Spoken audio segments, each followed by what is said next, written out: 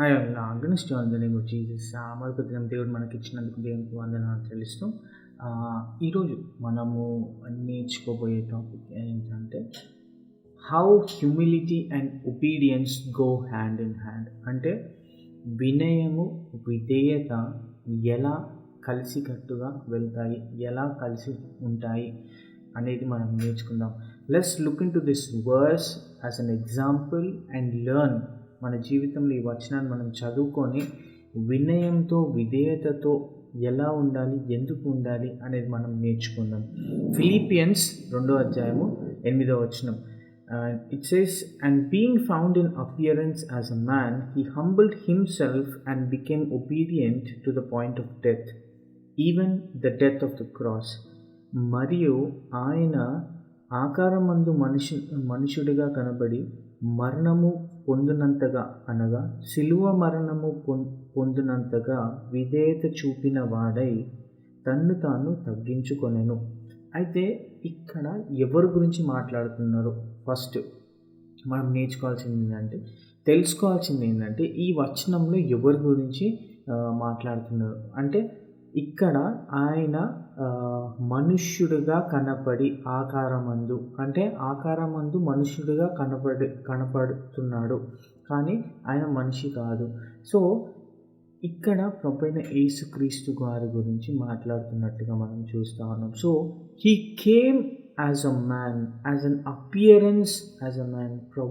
దేవుడు మానవ రూపిగా మన మధ్యలో ఉండడానికి, నివసించడానికి వచ్చినట్లుగా మనము చూస్తూ ఉన్నాం. So it says he became obedient and he humbled himself. ఆయన వినయాన్ని, విధేయతని చూపించాడు. ఎంతగా చూపించాడు అంటే శిలువ మరణము పొందినంతగా.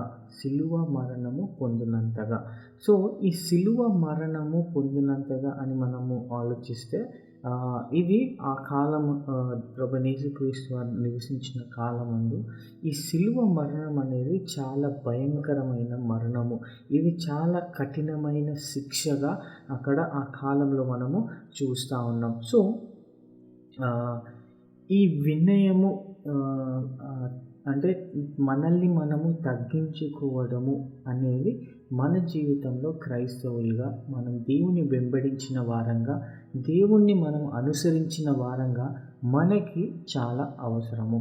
ఎందుకంటే మనము ఇతరులను క్రీస్తు యొద్దకు నడిపించాలి అంటే, క్రీస్తు సువార్తని ఇతరులకు ప్రకటించాలి, నిజమైన దేవుని గురించి మనం చెప్పాలి అంటే ముందు మన లైఫ్ స్టైల్లో మనము దేవుని క్వాలిటీస్, ఆయన ఏ క్వాలిటీస్ అయితే ఉన్నాయో మనలో కూడా అది ఉండాలి. One of the quality is humility. తగ్గింపు అనేది ఒక గుణము మనలో ఉండాలి. ఈ తగ్గింపు అనేది మనలో ఉంటే మనము క్రీస్తుని పోలిన వారంగా మనము ఉంటాము. సో ప్రభువైన యేసుక్రీస్తు వారు ఈ భూమి మీద ఉన్నప్పుడు ఎన్నోసార్లు తన్ను తాను తగ్గించుకున్నట్లుగా మనము చూస్తూ ఉన్నాం. అండ్ ఇక్కడ రాసిన వచనాన్ని బట్టే కాదు, అంటే ఆ శిలువ మరణానికి ఆయన తగ్గించుకొని ఆయన విధేయత చూపించడమే కాదు, కానీ ఆయన తన తల్లిదండ్రులకి కూడా విధేయుడిగా ఉన్నాడని అక్కడ మనం చూస్తున్నాం. లూకా సువార్త 2:41 మనం చూస్తే తన తండ్రి ఏదైతే ఆ బిజినెస్ ఉందో, లేదా అక్కడ ఎక్కడైతే ఆలయం మందు ఆయన ఉన్నాడో అవన్నీ విడిచిపెట్టి తల్లిదండ్రులతోని వెళ్ళడానికి ఆయన విధేయత చూపినట్లుగా మనం చూస్తూ ఉన్నాం. తను తాను తగ్గించుకున్నట్లుగా మనం చూస్తూ ఉన్నాం. ప్రభువైన యేసుక్రీస్తు వారు హీఈస్ గాడ్, ఆయన దేవుడు.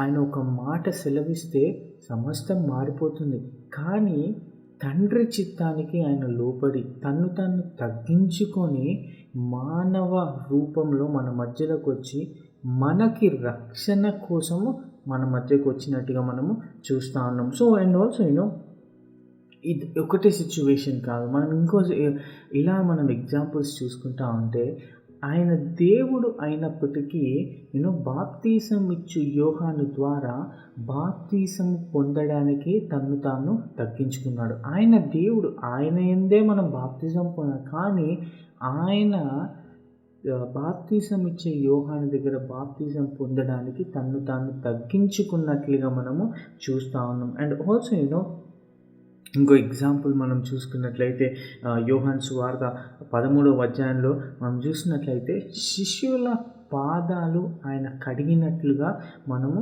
చూస్తూ ఉన్నాం. సో ఈ వినయము, ఈ విధేయత, ఈ తగ్గింపుదల అనేది ఎందుకు మాట్లాడుతున్నానంటే, ఈ జనరేషన్లో, ఈ కాలంలో ఈ మనము క్రైస్తవులుగా లేకపోతే దేవుణ్ణి వెంబడించే బిడ్డలుగా, విశ్వాసులంగా ఈ క్వాలిటీ, ఈ ముఖ్యమైన గుణము మన జీవితంలో ఉండకుండా పోతున్నట్లుగా మనము చూస్తూ ఉన్నాం. అదేదో నేను గొప్ప చెప్పుకోవట్లేదు, నేనేదో అన్ని కరెక్ట్ అని కాదు. సమ్టైమ్స్ వి ఆల్ మనము కొన్నిసార్లు ప్రతి ఒక్కరం కూడా ఈ గుణాన్ని మనం మర్చిపోతూ ఉంటాం. అరే ఇది మనం కలిగి ఉండాలి కదా అని మనం మర్చిపోతూ ఉంటాం. ఏంటి అంటే తగ్గింపుదల. అవతల వ్యక్తి ఎలా ఉన్నప్పటికీ, అవతల వ్యక్తి ఎన్ని నిందలు వేసినప్పటికీ, అవతల వ్యక్తి నిన్ను ఎన్ని హింసలు పెట్టినప్పటికీ, ఏ పరిస్థితిలో నువ్వు ఉన్నప్పటికీ, నువ్వు ఎంత తోపైనప్పటికీ, నువ్వు ఎంత ఆస్తి సంపాదనలు కలిగి ఉన్నప్పటికీ, నువ్వు పేరు ప్రఖ్యాతలు కలిగిన వ్యక్తి అయినప్పటికీ, నీ వంటి గొప్పవాడు ఇంకొక లేడు అన్న పరిస్థితి నీకు ఉన్నప్పటికీ, ఈ గుణము అనేది మన జీవితంలో ఉండాలి.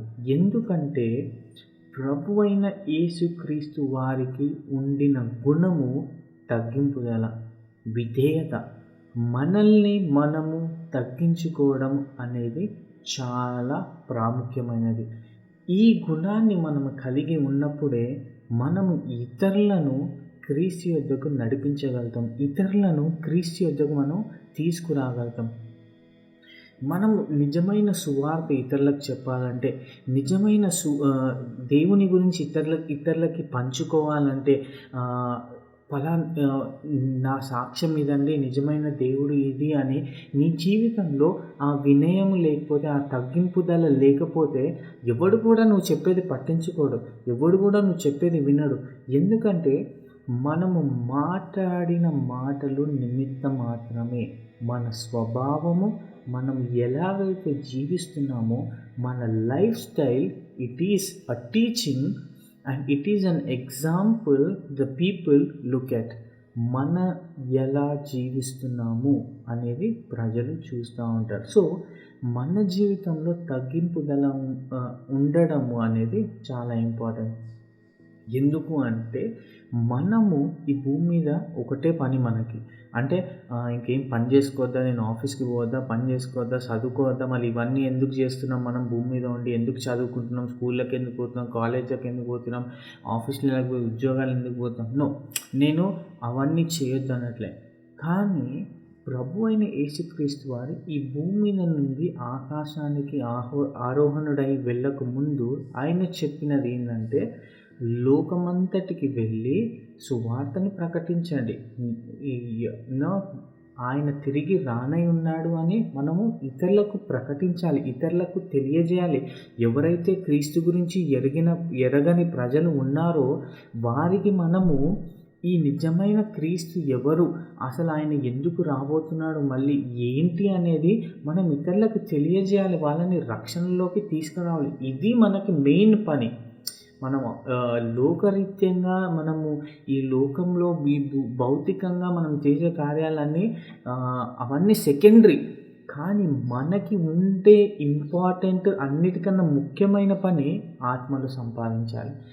ఆత్మలు మాత్రమే మనతో కూడా మనము పరలోకానికి మనము తీసుకెళ్ళగలుగుతాం. మనం ఎంత డబ్బు సంపాదించినా కూడా, మనం ఎంత ఆస్తులు సంపాదించినా కూడా, ఎంత పేరు ప్రఖ్యాతలు సంపాదించినా కూడా అవన్నీ ఇక్కడ వరకే. మనము ఒకవేళ నువ్వు ఈ లోకంలో ఈ భూమి మీద నీకు ఎన్నో ఆస్తులున్నాయి. ఈ ఆస్తులన్నీ నేను పరలోకానికి తీసుకుపోయి అక్కడ కూడా కోటీశ్వరుడుగా నేను ఉంటాను. అక్కడ కూడా మిలియనేర్‌గా నేను ఉంటాను. బిలియనేర్‌గా ఉంటాను. అంటే no, it doesn't work like that. అలా పని చేయదు. పరలోకమందు అందరూ సమానులే. దేవుని యొద్ద ప్రతి మోకాలు వంగును. ప్రతీదీ నువ్వు తోపని కాదు, నేను తోపని, ప్రతీదీ వంగాలి. మనకు ఒకటే పని, అక్కడికెళ్ళి దేవుని స్తుతించి ఆరాధించాలి అంతే. సో మనము మనతో కూడా తీసుకువెళ్ళేది ఏంటి అంటే, ఇతర ఆత్మలను మనం దేవుని కొరకు సంపాదించి ఆయన రాజ్య వ్యాప్తి కొరకు మనము కష్టపడడమే మన మెయిన్ పని. సో నీకు నీ జీవిత లైఫ్ స్టైల్, అంటే నీ లైఫ్ స్టైల్ ఎలా నువ్వు జీవిస్తున్నావు, one of the quality that you definitely should have is humility. మన జీవితాల్లో తప్పనిసరిగా మనకు ఉండాల్సిన ఒక గుణగణం ఏంటి అంటే ఈ తగ్గింపుదల, ఈ వినయము అని నేను చెప్తున్నాను. ఒకవేళ మనము ఈ గుణగణాలు మనలో లేకుండా పోతున్నాయి. కొన్నిసార్లు మనకు తెలియకుండానే మనం ఇది మిస్ అవుతూ ఉంటాం మన జీవితంలో. ఈ తగ్గింపుదల మన జీవితంలో లేకుండా పోతుంది. ఎందుకంటే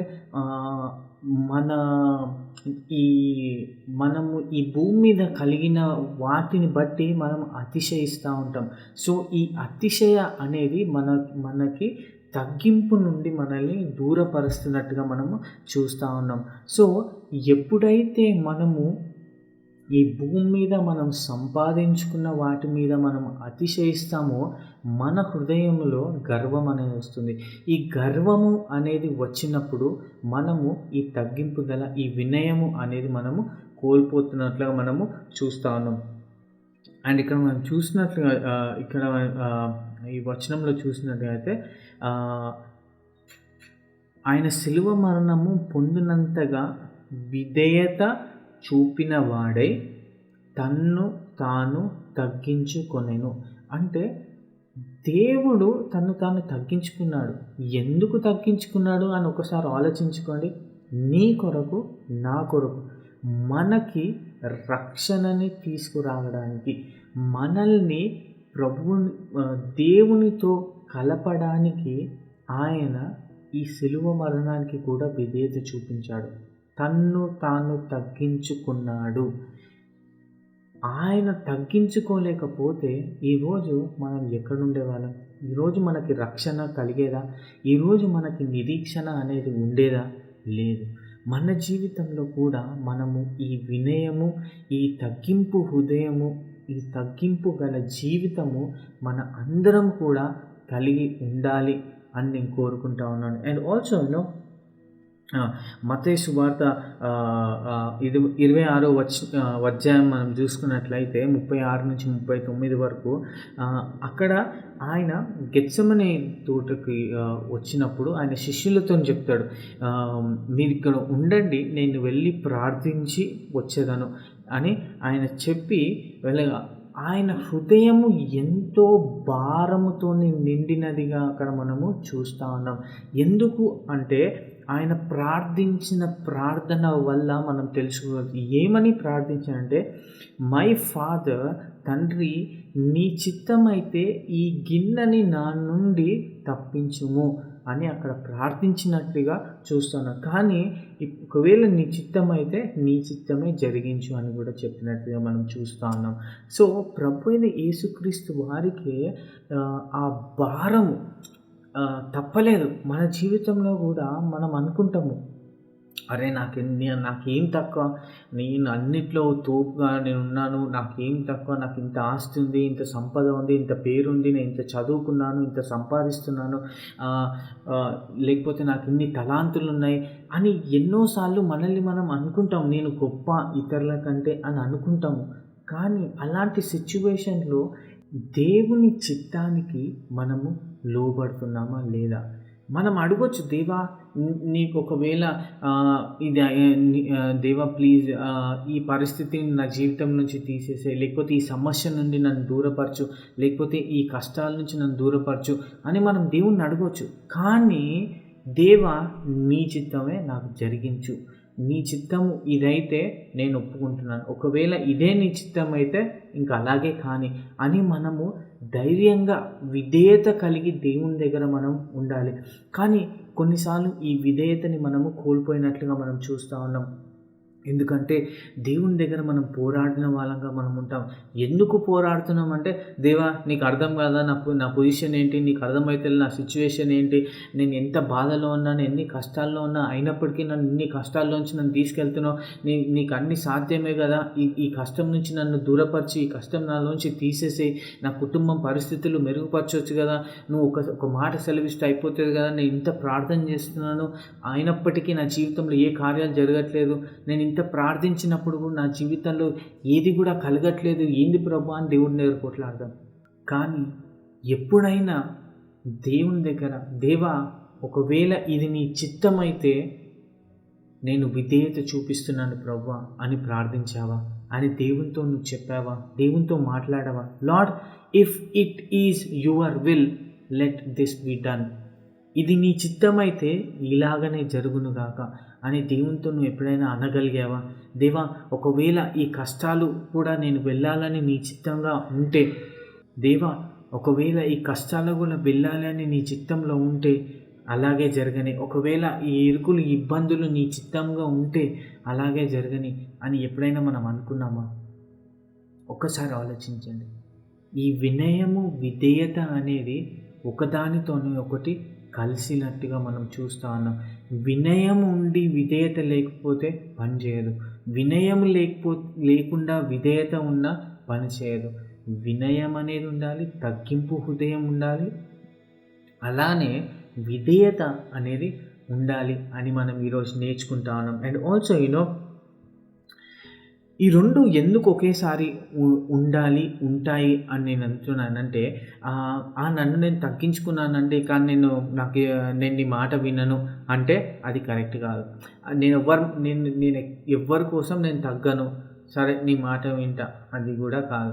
మనము తగ్గింపుదల హృదయం కలిగి ఉండాలి, మనము విధేయత కలిగిన జీవితము కలిగి ఉండాలి అని వాక్యం మనతో నేర్పించినట్టుగా మనం చూస్తూ ఉన్నాం. మనము ఎవరో ఎగ్జాంపుల్ లేదు, ప్రభు అయిన యేసుక్రీస్తు వారే ఆ వినయముతో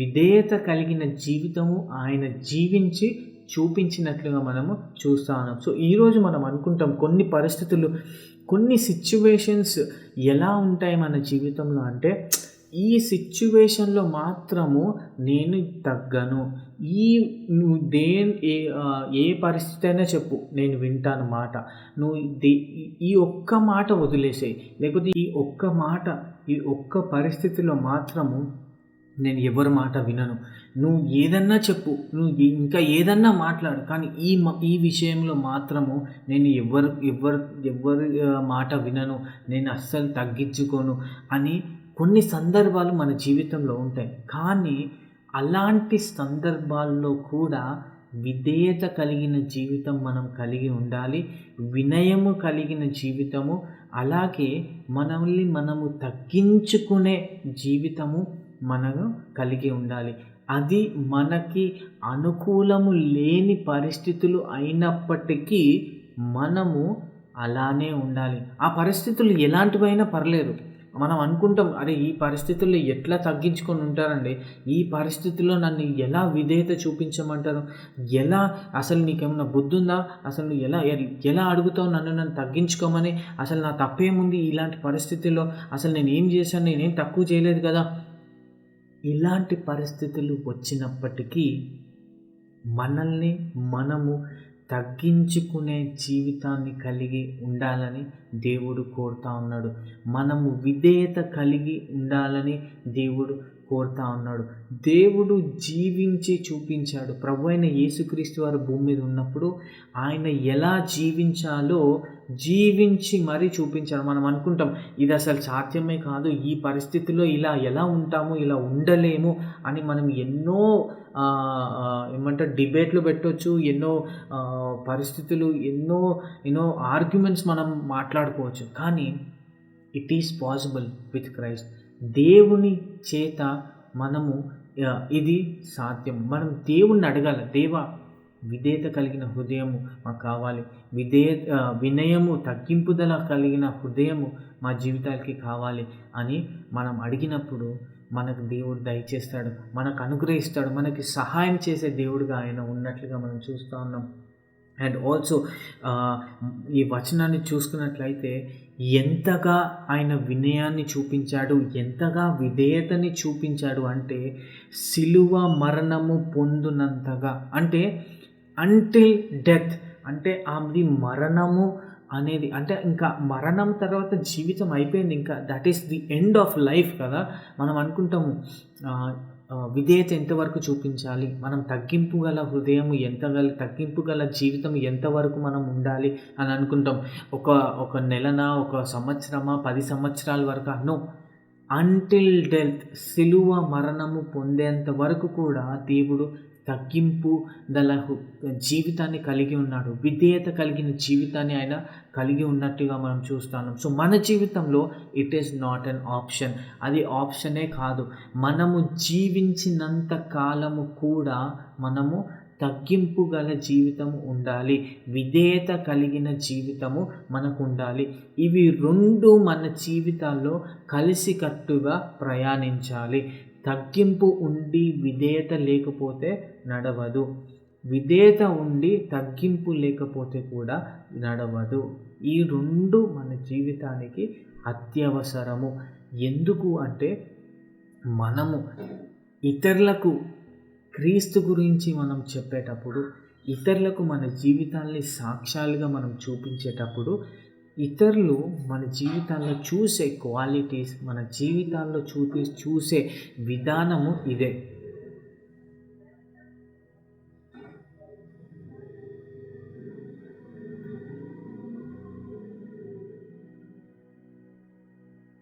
మన జీవితాన్ని విధేయత కలిగి మనం జీవిస్తున్నామా, తగ్గింపు గల జీవితం మనం జీవిస్తున్నామా లేదా? ఎందుకంటే ఇలా జీవించినప్పుడే మనము క్రీస్తుని పోలిన జీవితము జీవించిన వారంగా మనము ఈ లోకంలో ఉంటాము అని నిశ్చయంగా నేను మీతో చెప్తున్నాను. ఐ ప్రే దట్ ఆల్ మనందరం కూడా ఇలాంటి జీవితం కలిగి ఉండాలని నేను కోరుకుంటా ఉన్నాను. ప్రార్థించుకొని ముగించుకుందాం. దేవా, నీకు వందనాలు ప్రభా, మాకు ఇచ్చిన సమయాన్ని బట్టి నీకు వందనాలు ప్రభా, విన్న వారందరిని బట్టి నీకు వందనాలు ప్రభా. అయినా వినయము, తగ్గింపుదల అండ్ విధేయత కలిగిన హృదయాలు, జీవితాలు మా అందరికీ మీరు దయచేయండి, సహాయం చేయండి. ఇలా జీవించడానికి మాకు నేర్పించమని ప్రార్థన చేస్తున్నాను ప్రభా. అయినా నువ్వు భూమి మీద జీవించినంత కాలము వినయంతో, తగ్గింపుదలతో, విధేయత జీవించినారు ప్రభా, నీకు వందనాలు. అలాంటి జీవితము మేము కలిగి ఉండడానికి మాకు నేర్పించండి, సహాయం చేయమని ప్రార్థిస్తున్నాం. నీ హస్తాలకు అప్పచెప్పుకుంటూ యేసు నామములో అడిగి వేడుకుంటున్నాం తండ్రి, amen. Thank you all. Stay safe and stay blessed. Bye.